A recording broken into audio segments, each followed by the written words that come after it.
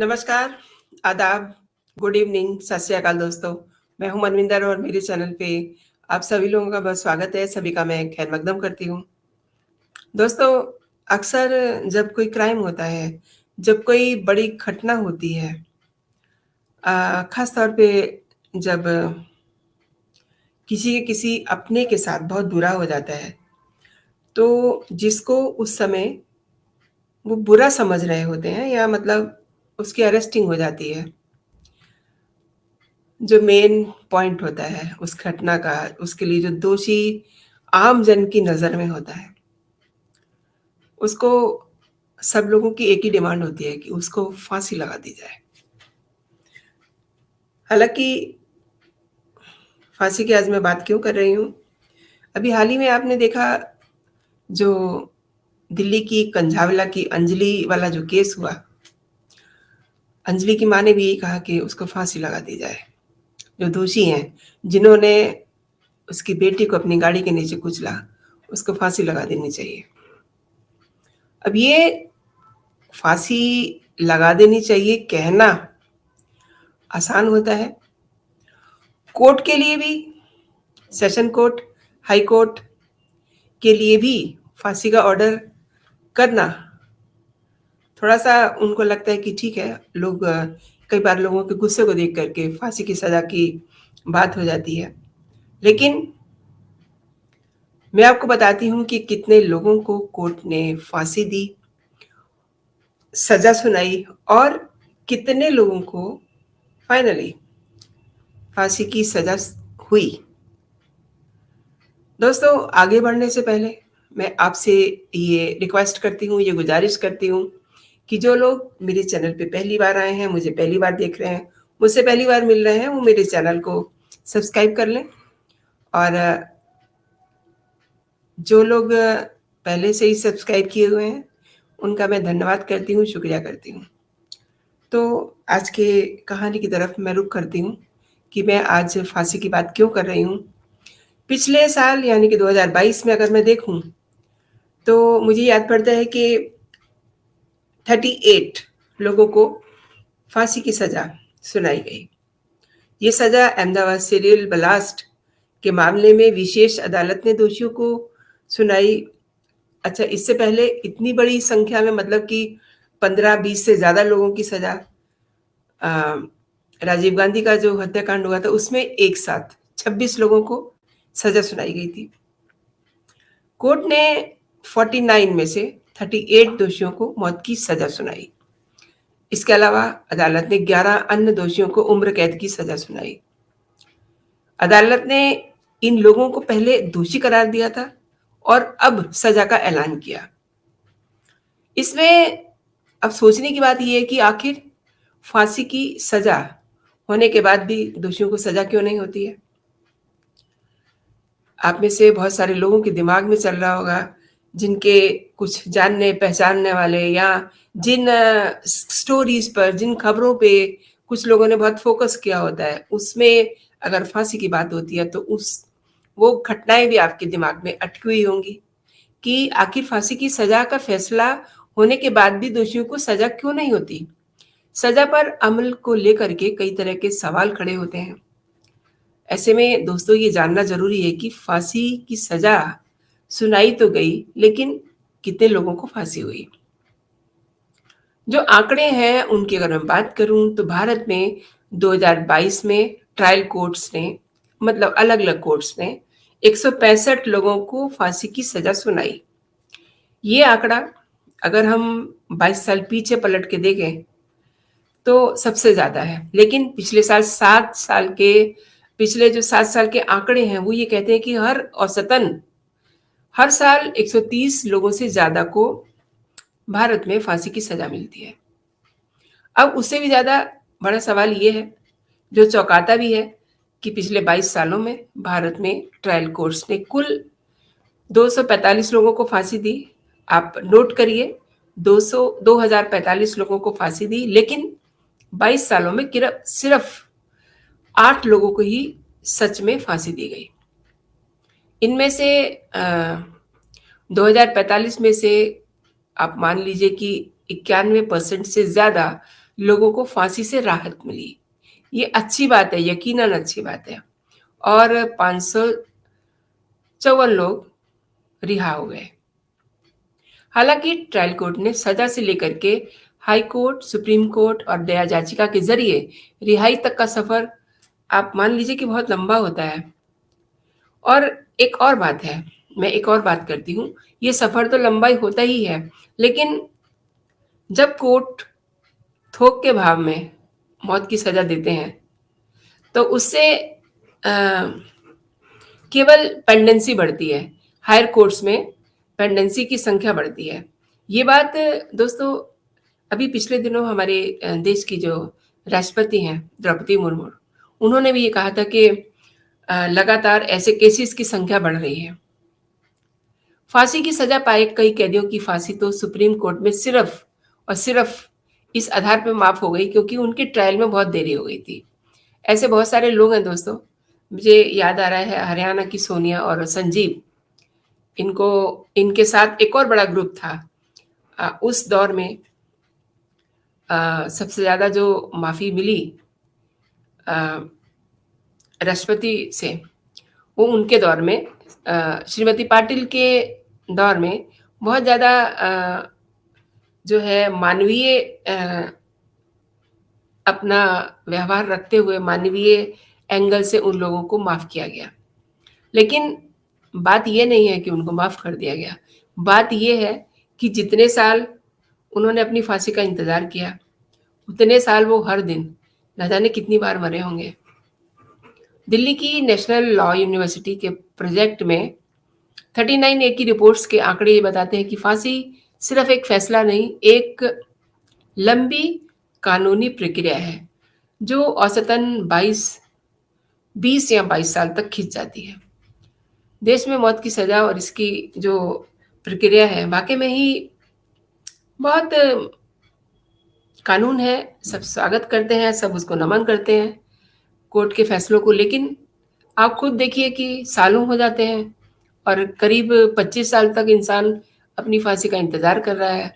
मैं बार बार आपसे जब शबनम की बात करती हूँ तो शबनम भी इस समय, शबनम को फांसी की सज़ा सेशन कोर्ट से, हाई कोर्ट से, देन सुप्रीम कोर्ट से हुई। और उसके बाद उनकी जो याचिका है, क्या होगा उसमें, याचिका उनकी कैंसिल हो चुकी है, लेकिन अभी भी बहुत सारे विकल्प उसके पास बचे हुए हैं। यानी कि अभी फांसी दिए जाने में एक लंबा अरसा लगने वाला है। तब ये मानिए कि ये घटना जो है, एग्जाम्पल के तौर पे, ये घटना 2008 में हुई थी। आज कौन सा साल चल रहा है?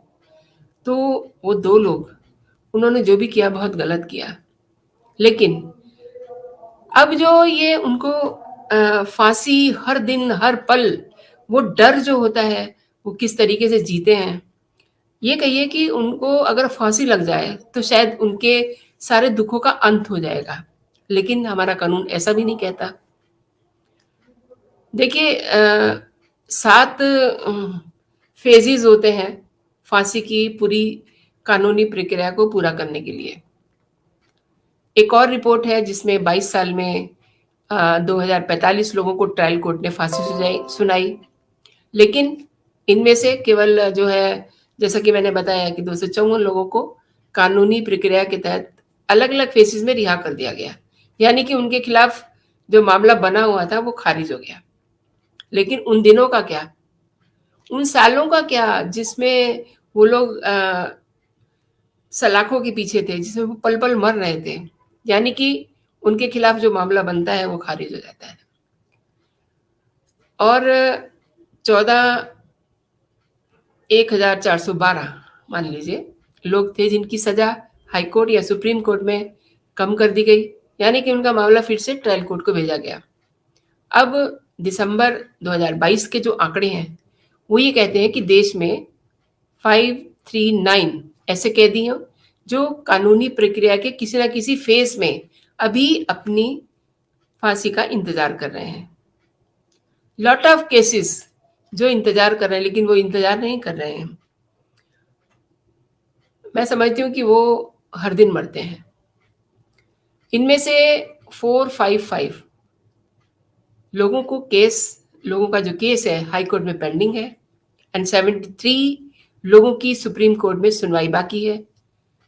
4 लोगों की दया याचिका राष्ट्रपति के पास पेंडिंग है। वहीं 6 ऐसे लोग हैं जो अपनी फांसी का इंतजार कर रहे हैं। इन 6 में दोस्तों आपकी शबनम भी है, सलीम भी है। अच्छा, मैं आपके सामने शबनम और सलीम की बात इसलिए कर रही हूँ क्योंकि आपके बहुत सारे कमेंट्स मेरे पास आते हैं जिनमें कुछ लोग कहते हैं कि उसे फांसी होनी चाहिए, कुछ लोग कहते हैं कि नहीं, उसे फांसी नहीं होनी चाहिए। आज जो मैंने ये वीडियो बनाई है ना दोस्तों, यही सोच के बनाई कि बहुत सारे ऐसे लोग हैं जिनको फांसी दी जानी है। जैसे कि मैंने आपको एक फिगर बताया था कि इतने लोगों को फांसी की सजा का इंतजार है। ये 6 लोग हैं जिनको अपनी फांसी का इंतजार है। आने वाले दिनों में क्या होगा गॉड नोस, लेकिन जिन्हें फांसी मिली है उनमें से 90% रिहा हो गए। और अब अगर मौत की बात करूं तो मौत की सजा जो मिलती है वो 2405 लोग हैं जिनको मौत की सजा मिली, और अंडर ट्रायल या मर्सी पिटीशन में 539 ये है फिगर। और सजा जिनकी कम होती है लोअर कोर्ट से केस गया, और ऐसे जो केसेस हैं उनकी संख्या है 1412। और जो रिहा कर दिए गए उनके लिए सुखद है, ये नंबर भी सुफर है, 45454, यानी कि 454 लोगों को रिहा किया गया। ये आंकड़े जो है ना, जो मैंने आपसे शेयर किए हैं, ये आंकड़े 2000 से 2022 के बीच के हैं। और एक और बात जो मैंने आपसे शेयर की कि पहली सजा से माफ़ी और फिर फांसी, अगर हम बहुत ज़्यादा फास्ट यानी कि फास्ट ट्रैक पे भी जो है बात करें तो इसमें करीब 21 साल लग जाते हैं। हालांकि इस फांसी की सजा वाले मामले को हाई कोर्ट या सुप्रीम कोर्ट में फास्ट ट्रैक करने का अलग प्रावधान नहीं है। ऐसे में जिनमें फांसी की सजा मिलने का प्रावधान होता है औसतन ट्रायल कोर्ट में ही उनकी सुनवाई 5 साल तक खिंच जाती है। आप देखिए कितना लंबा समय लग जाता है। लेकिन कहते हैं ना कि कानून की आंखों पे पट्टी है, उन्हें सबूत चाहिए, उन्हें गवाह चाहिए, उन्हें सच चाहिए।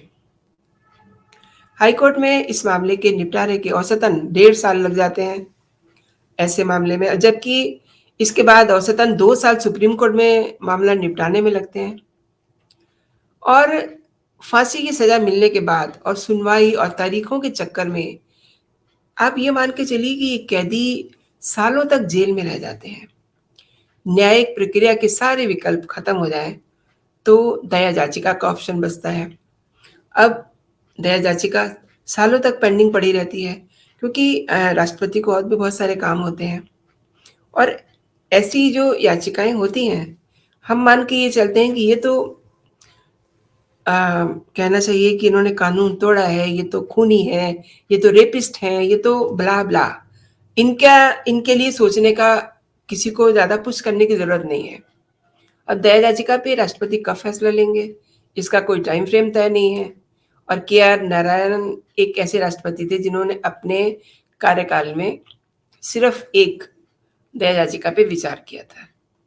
मैं दोस्तों आपको ये बताना चाहती हूँ कि किस राष्ट्रपति ने कितने जो है मर्सी पिटीशंस को फाइनल किया। उससे पहले मैं आपको ये भी बता दूं कि पिछले 22 सालों में 8 लोगों को फांसी पे चढ़ाया गया। इसमें से कुछ केस जो हैं बड़े प्रमुख हैं, और ये भी है कि फांसी की सज़ा मिलने तक वाकई में जो फंदा होता है वहाँ तक पहुँचने में 7 साल से 10 महीने तक का वक्त लग जाता है।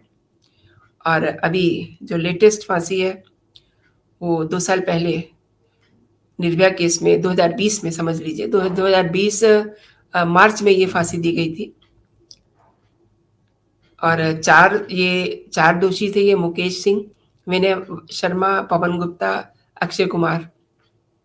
13 दिसंबर 2013 को पहली बार फांसी की सजा सुनाई गई थी, लेकिन इन्हें सब सजा कब दी जाती है? 2020 में। पहली सजा के फंदे तक पहुंचने में 7 साल लगे।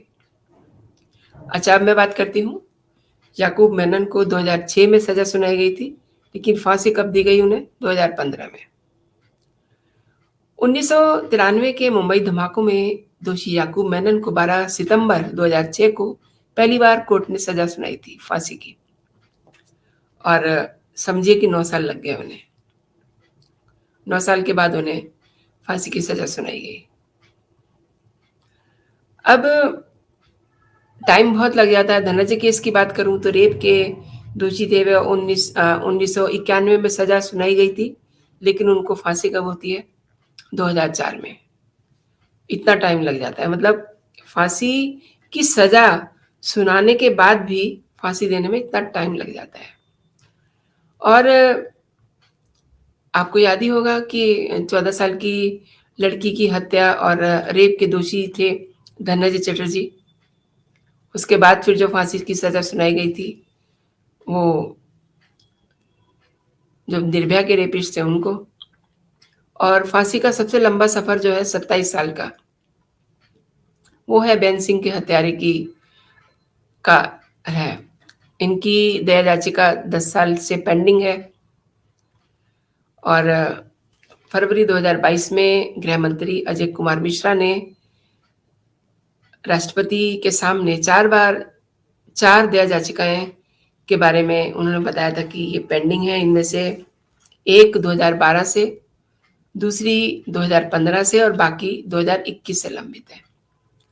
2012 से राष्ट्रपति के पास पड़ी दया याचिका पंजाब के पूर्व मुख्यमंत्री बेन सिंह की हत्या में शामिल रहे बलवंत सिंह राजाओना की है, और बलवंत सिंह को देखिए 2007 में सीबीआई की स्पेशल कोर्ट ने मौत की सजा सुनाई थी, और 2012 में शिरोमणि गुरुद्वारा प्रबंधक कमेटी ने उनकी तरफ से राष्ट्रपति के समक्ष दया याचिका रखी थी, लेकिन अभी तक इस पे फैसला नहीं लिया गया। बलवंत सिंह को दिसंबर 1995 में गिरफ्तार कर लिया गया था, और 27 सालों से वो जेल में है। और एक और खास बात है कि इनको 27 सालों में केवल 1 घंटे की पैरोल मिली है। अक्टूबर 2022 में केंद्र सरकार ने सुप्रीम कोर्ट को ये बताया था कि बलवंत सिंह की दया याचिका पर फैसला सुरक्षा कारणों से टाल दिया गया था। ये वाकई में सही है, क्योंकि इनका जो अपराध है, वो अपराध का जो प्रकृति है वो इस तरीके की है कि इन्हें अगर छोड़ दिया जाता है, वैसे तो हमने देखा है कि बहुत सारे ऐसे लोगों को छोड़ा गया जिन्होंने बाहर आकर के काफ़ी अपना पुराना वाला काम शुरू कर दिया। तो बलवंत सिंह के मामले में भी यही है कि इनको सुरक्षा कारणों से टाला जा रहा है। अच्छा, रेणुका शिंदे और सीमा गावित और इनकी माँ, इनके ऊपर करीब, मतलब जो रिपोर्ट केस हैं वो 12 से ज़्यादा थे, और इसके अलावा न जाने कितने सारे केस थे जिनकी कोई गिनती नहीं है, पुलिस के पास कोई रिकॉर्ड नहीं है। इनकी ट्रायल के दौरान ही इनकी माँ की मौत हो जाती है। कोल्हापुर में 13 बच्चों की किडनैपिंग और मुझे याद पड़ रहा है कि 6 बच्चों की इन्होंने हत्या की थी। अब इनको फांसी की सजा सुनाई हुई थी उस समय, माँ की मौत हो जाती है, लेकिन ये 2 बहनें 1990 से 1996 के बीच बच्चों की किडनैपिंग और हत्याओं को इन्होंने अंजाम दिया था, और 1996 से कोल्हापुर पुलिस ने इनको गिरफ्तार किया था। 2001 में सेशन कोर्ट ने इन्हें फांसी की सजा सुनाई थी, और 2004 में बॉम्बे हाई कोर्ट ने दोनों को मौत की सजा की पुष्टि कर दी थी। आप गौर करिए दोस्तों, दोनों ने 2008 में महाराष्ट्र के राज्यपाल से दया याचिका अपनी भेजी, जो 2012 और 13 में खारिज हो गई।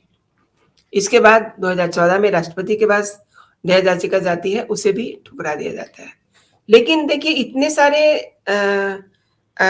फेजेस में जाने के बाद भी ये दोनों बहनें बॉम्बे हाई कोर्ट पहुंचती है। फिर से उन्होंने कोर्ट में मौत की सजा को उम्र कैद में बदलने की मांग की, और उनकी दया याचिका पर फैसला लेने में बहुत देर हो गई, ये उन्होंने लॉजिक दिया।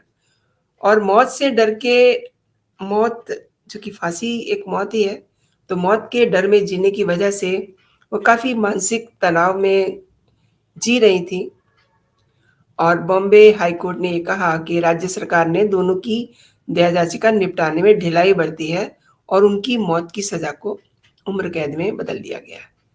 हालाँकि ये तय है कि अपनी आखिरी साँस वो जेल में ही लेंगी, लेकिन उनको ये रहेगा कि अब उनको फांसी की सज़ा नहीं दी जाएगी। मौत की सज़ा पाए 15 कैदियों ने अपनी सज़ा कम करवाने के लिए सुप्रीम कोर्ट में रिट पिटीशन दायर की थी।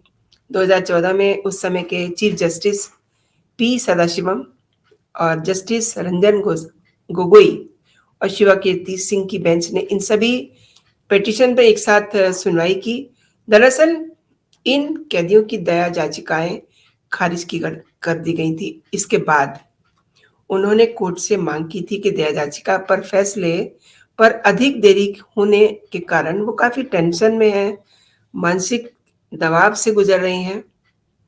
पिटीशन पे फैसला करते हुए सुप्रीम कोर्ट ने कहा था कि दया याचिका खारिज करने में ज़्यादा देरी और मतलब अगर वो स्पष्ट नहीं है, तो एक तरह से ये भी बहुत बड़ी प्रताड़ना है।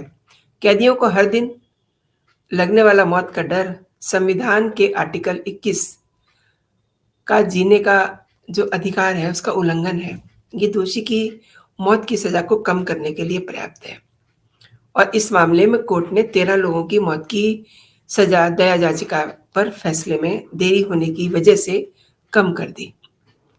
इनमें वो लोग भी थे दोस्तों, जिनका मैंने ज़िक्र किया, हरियाणा की सोनिया और संजीव, क्योंकि इन्होंने भी काफ़ी बड़ा जघन्य अपराध किया था, अपने परिवार के लोगों को मारा था और यही आरोप शबनम पर भी है कि उसने अपने परिवार के 7 लोगों को मारा है, अपने प्रेमी के साथ मिल कर के। वहीं 2 लोगों को मृत्युदंड मानसिक बीमारी की वजह से कम कर दिया गया। अच्छा, जो कानूनी भाषा होती है ना, उसमें इसको एक नाम दिया गया है, Shatrughan Chauhan and another v Union of India and others 2014 के नाम से इसको जाना जाता है। अच्छा, मैं आपसे बात कर रही थी ना कि किस राष्ट्रपति ने किस-किस तरीके से अपने जो ये फांसी की पिटीशन है, कैसे कितनी संख्या है, वो मैं आपको बताती हूँ।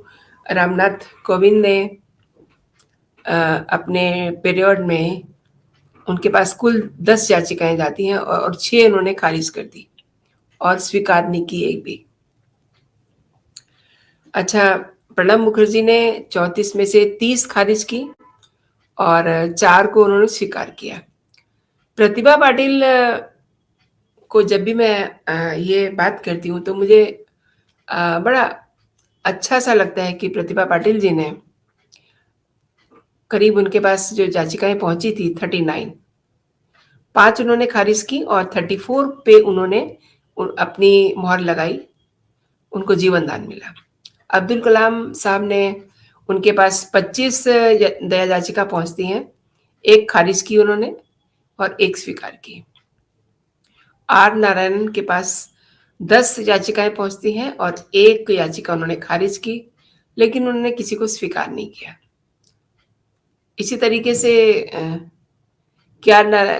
शंकर दयाल शर्मा ने उनके पास 18 याचिकाएँ पहुँचती हैं और उन्होंने 18 को स्वीकार किया, खारिज किया, किसी को भी उन्होंने इजाज़त नहीं दी, यानी कि किसी को उन्होंने ज़िंदगी दान नहीं दी। आर वेंकटरमन 50 याचिकाएँ इनके पास जाती हैं और 45 इन्होंने खारिज की और 50 को इन्होंने स्वीकार किया। जैल सिंह, इनके पास 32 याचिकाएँ पहुँचती हैं, 30 को इन्होंने खारिज कर दिया और 2 को इन्होंने स्वीकार किया। लंबी लिस्ट है दोस्तों। संजीव रेड्डी ने, उनके पास कोई याचिका नहीं गई थी, उस समय शायद ऐसे अपराध नहीं होते होंगे। फखरुद्दीन अहमद के पास भी कोई याचिका नहीं गई थी। अब एक और बात है, थोड़ी सी वीडियो लंबी हो रही है और मैंने अक्सर इस पे बात भी की है कि भारत समेत केवल 53 कंट्रीज ऐसी हैं जहाँ पर सजाए मौत दी जाती है, ठीक है? और बाकी के देशों में फांसी की सज़ा नहीं है। भारत में कैपिटल पनिशमेंट के खिलाफ लंबे समय से बहस चल रही है। बहुत सारे लोग कह रहे हैं कि फांसी की सज़ा को ख़त्म करना चाहिए। दुनिया में अभी भी 53 ऐसी कंट्रीज़ हैं, उनमें भारत भी शामिल है, जबकि 111 देशों ने इसे अपने यहाँ पूरी तरह से प्रतिबंधित कर दिया है। प्रतिबंध लगाने वाले जो देश हैं, वो ये सोचते हैं कि मौत की सज़ा सही नहीं है, और ये भी कहा जाता है कि जीने का जो अधिकार होता है ना, वो ऊपर वाले ने दिया होता है, तो मारने का अधिकार भी उसी को है। तो दोस्तों, भारत में सुप्रीम कोर्ट लगातार फांसी की सज़ा के फ्रेमवर्क को लेकर के अपनी बात कहता रहा है। 2022 में भी चीफ जस्टिस यू ललित की अध्यक्षता में एक कमेटी बनी थी कि फांसी की सज़ा कब दी जाए और इसका आधार क्या हो। इस पर ट्रायल कोर्ट्स की समझ को बेहतर, यानी कि ट्रायल कोर्ट्स जो है उसको बेहतर तरीके से समझें। ये वाक़ई में बहुत अच्छा उन्होंने कहा था, लेकिन कितना एग्ज़ीक्यूट होता है, ये भी आप सब समझते हैं। और कुछ मामले ऐसे भी हैं जहाँ दया याचिका या कानूनी प्रक्रिया में बहुत ज़्यादा वक़्त लगने के बाद सुप्रीम कोर्ट उन मामलों को फांसी की सज़ा से मतलब उम्र कैद में बदल देता है, तो कम से कम उनको जीवन दान मिल जाता है। आज की वीडियो थोड़ी-सी लंबी हो गई है, और मैं चाहूँगी कि ये जो मैंने आपको बड़ी महत्वपूर्ण जानकारी दी है, ये बड़ा इम्पोर्टेंट कंटेंट है। आप इस पे अपनी राय ज़रूर रखें। मेरे कमेंट सेक्शन में आप अपनी राय दीजिए। फिलहाल इतना ही दोस्तों, आप अपना ख़्याल रखें। आज इतवार है, वीकेंड है। उम्मीद करती हूँ कि आपने अपने रविवार को बहुत अच्छे से एन्जॉय किया होगा। जय हिंद, जय भारत।